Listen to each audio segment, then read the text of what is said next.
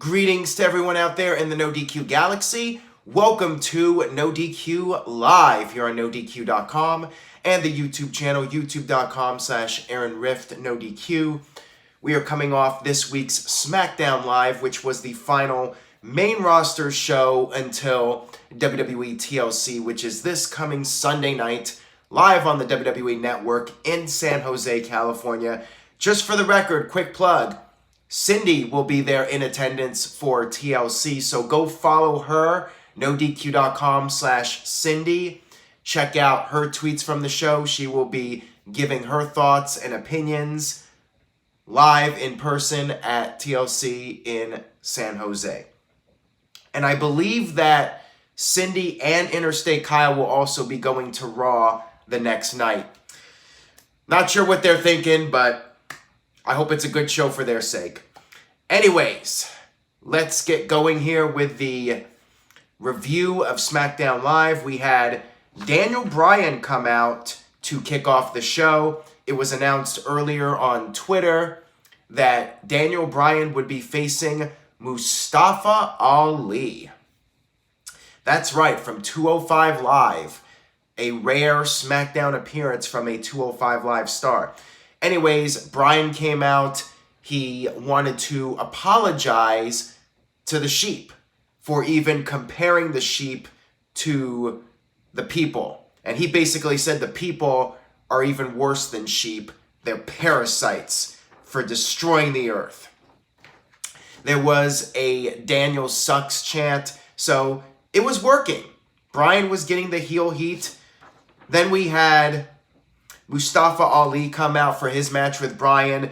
Mustafa basically said that he has looked up to Bryan, and a lot of guys at 205 Live looked up to Bryan, and he's wanting to know what everyone else wants to know. Why, Bryan? Why? Why the change?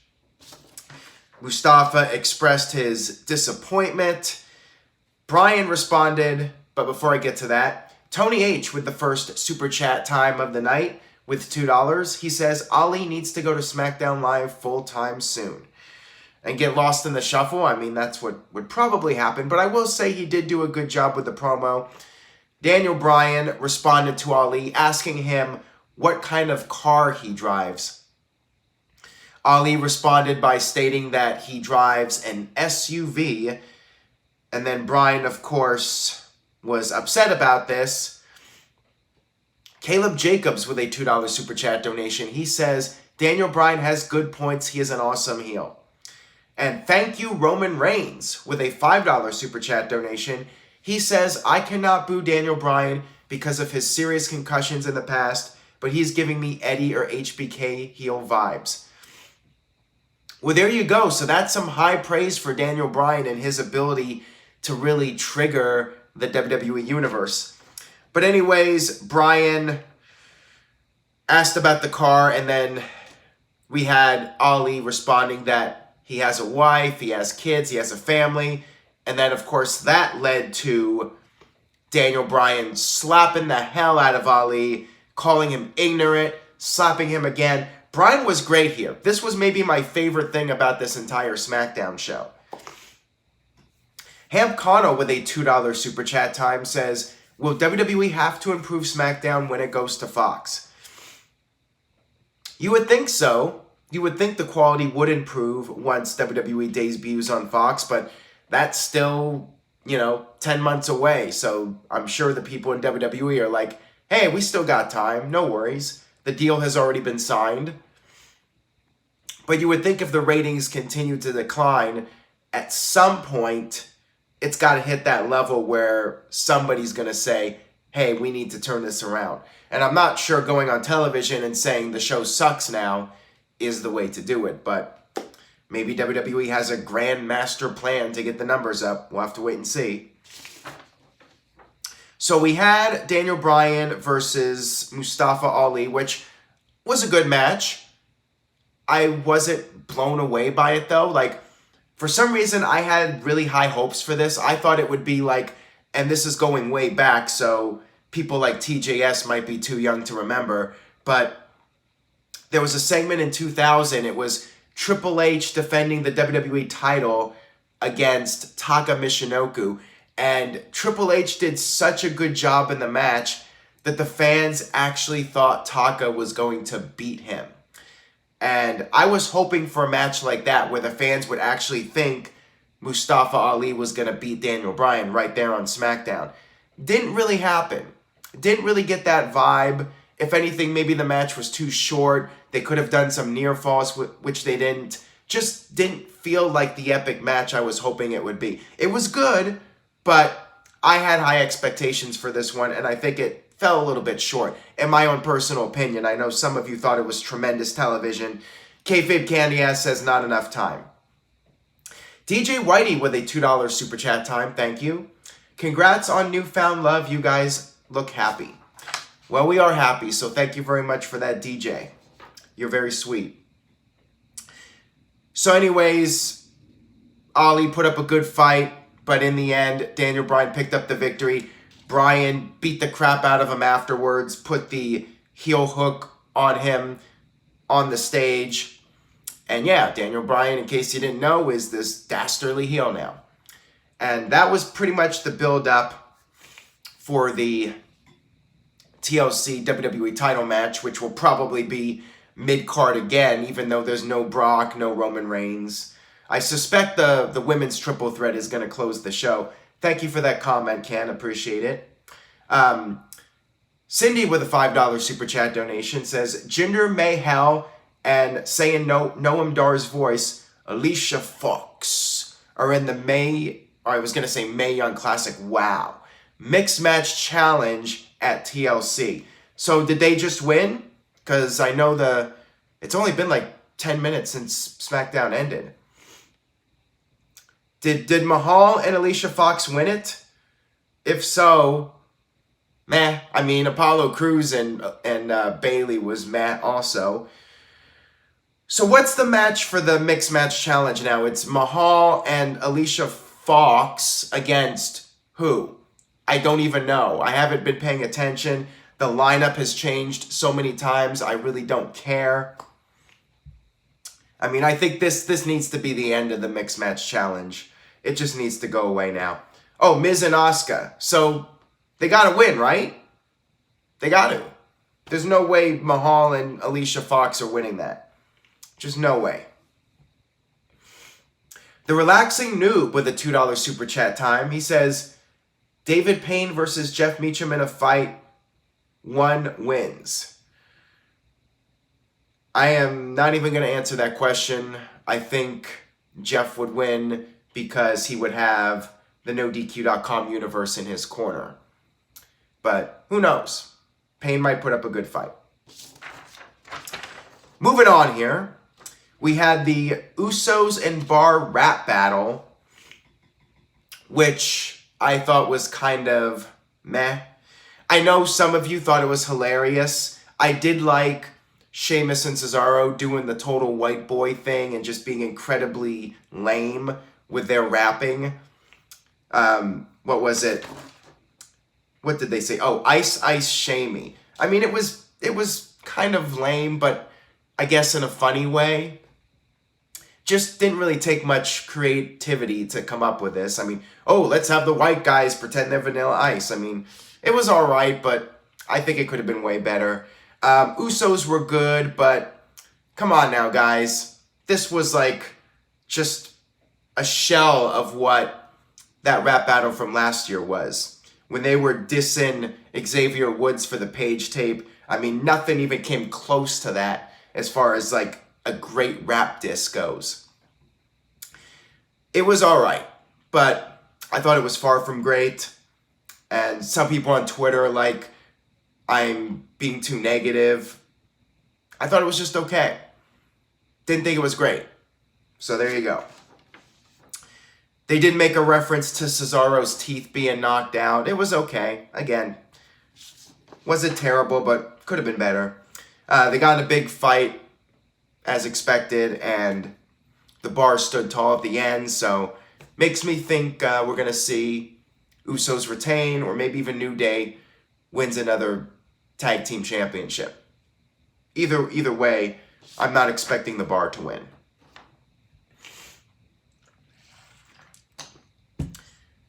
Next up, we had Miz come out with the Best in the World trophy.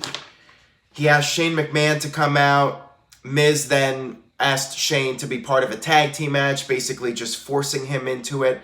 We had these two guys, the Vegas boys, just two enhancement guys, come out for a match.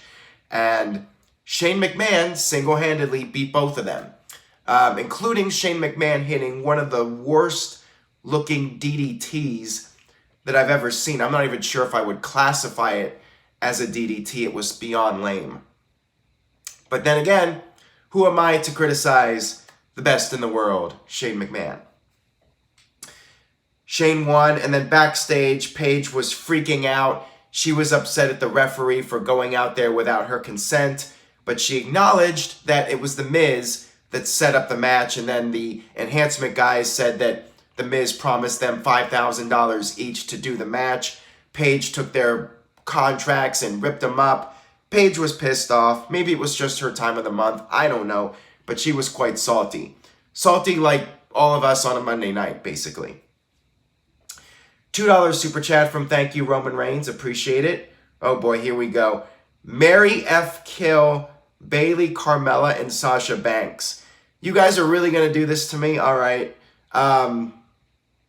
Mary Bayley because she's just a sweetheart. I think she's wife material. F. Carmella because she's hot. And I guess kill Sasha Banks by default. You guys are going to start doing this to me now all the time for the super chats. I just know it. Thanks a lot, Caitlin and Kayfabe Candy. Yes, you guys started this trend. All right, moving on here. So we had Randy Orton come out for a promo, and he talked about the chairs match. He said the same thing he says every week. Mysterio has to fear the three most damning letters in sports entertainment, the RKO. And then we had Rey Mysterio out of nowhere with a steel chair. They're having a chairs match at TLC. Whoop-de-freaking-do. The Relaxing Noob with a $2 super chat donation. If you could meet a superstar, who would it be? Probably Steve Austin.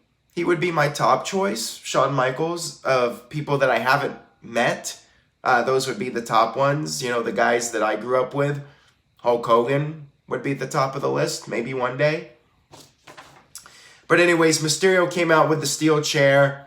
He laid out Orton, and that was that. Don't really care about this match. They're literally just throwing it together. And not a whole lot of build for it, but whatever. Next up, we had Becky Lynch cutting a backstage promo. She talked about the triple threat match and says, you know, even though the odds are against her, she wants to be able to be a fighting champion and overcome the odds. So clearly she's a babyface again. And she acknowledged that she will be at ringside for the main event. We had a tag team match, Playa, which I guess was good because it got these guys some TV time, which is nice. Especially Rusev and Shin. We had Jeff Hardy and Rusev against Samoa Joe and Shinsuke Nakamura. R-Truth and Carmella came out for their little dance break and then left again, so basically a repeat of last week. We had Rusev pick up the victory over Shin with the Mashka kick. What happened to Aiden? He got lost in the shuffle. I mean, it sucks, but it is what it is. So what's going to happen on Sunday? Will Rusev win the U.S. title? You guys will have to wait for the predictions to get my thoughts on it. But if we're going with the typical booking pattern with a guy that gets the upper hand on the last show, then that would indicate that Shin's going to retain.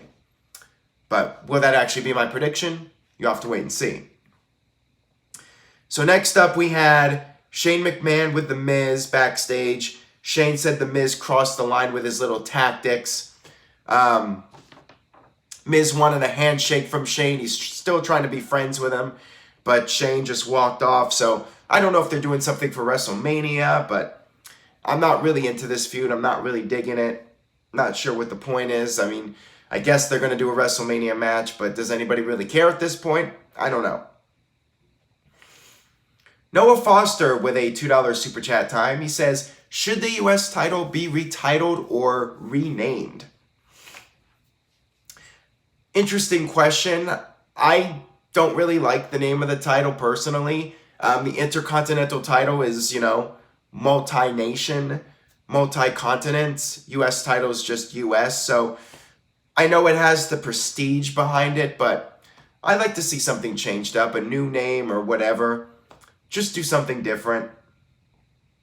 Tony H with the $2 super chat time. He says, we're going to get Miz and Shane at WrestleMania? Yawn. I don't know that as a fact. I'm just assuming because WWE is spending so much time building this up. And Shane's got to have a match at WrestleMania.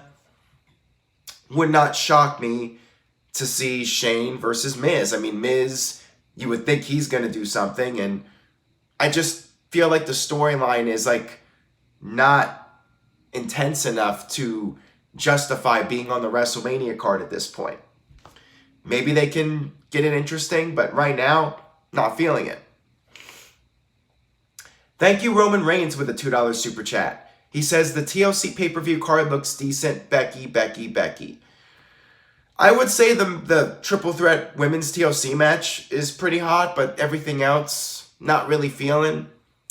Maybe this pay-per-view will overachieve. I don't know, but on paper, doesn't sound like all that compelling of a show to me, but maybe they'll surprise me. Who knows? Sometimes the pay-per-views who have very low expectations going in turn out to be the best ones, like, for instance, Great Balls of Fire.